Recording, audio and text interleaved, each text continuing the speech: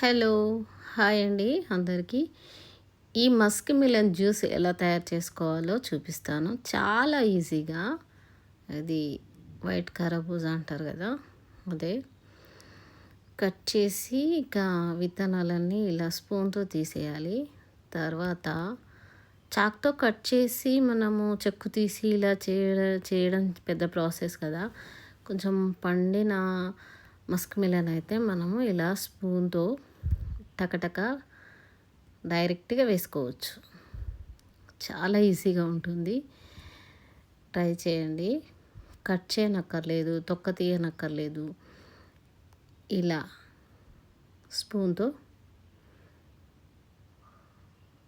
చెక్కు తీయకుండానే డైరెక్ట్గా జార్లో వేసేసుకొని మనం హ్యాపీగా జ్యూస్ చేసుకోవచ్చు.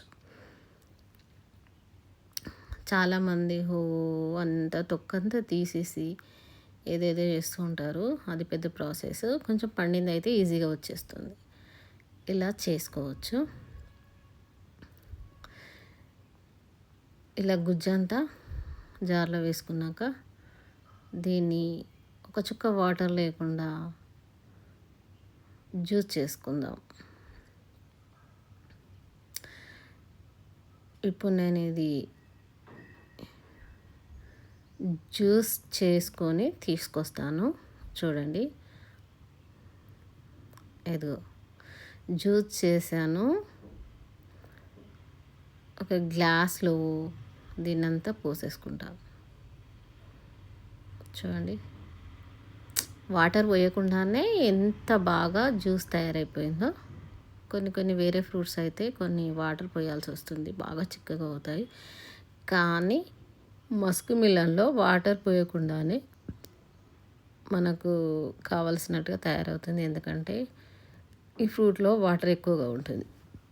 దీంట్లో హనీ కలుపుకుంటాను, చక్కెర వేసుకోను ఏ జ్యూస్లో కానీ. 1 టీ స్పూన్ లేదా 2 టీ స్పూన్స్ వరకు నేను చాలా స్వీట్గా తాగుతాను కాబట్టి 2 స్పూన్స్ హనీ కలుపుకొని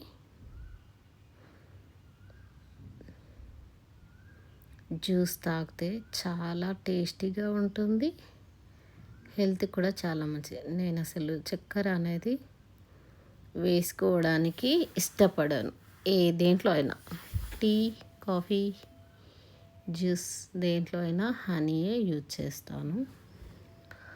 నాకు హనీ వేసుకుంటేనే నచ్చుతుంది, చక్కెర వేసుకుంటే ఎందుకో నచ్చదు.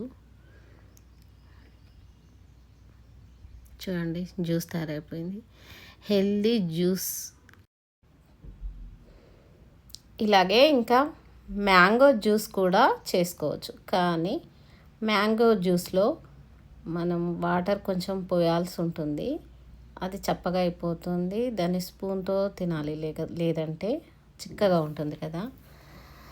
ఇంకా ఇలాంటి మంచి మంచి వీడియోస్ చూడండి. నా ఛానల్ని సపోర్ట్ చేయండి, సబ్స్క్రైబ్ చేసుకోండి, లైక్ చేయండి, షేర్ చేయండి. Okay, thank you.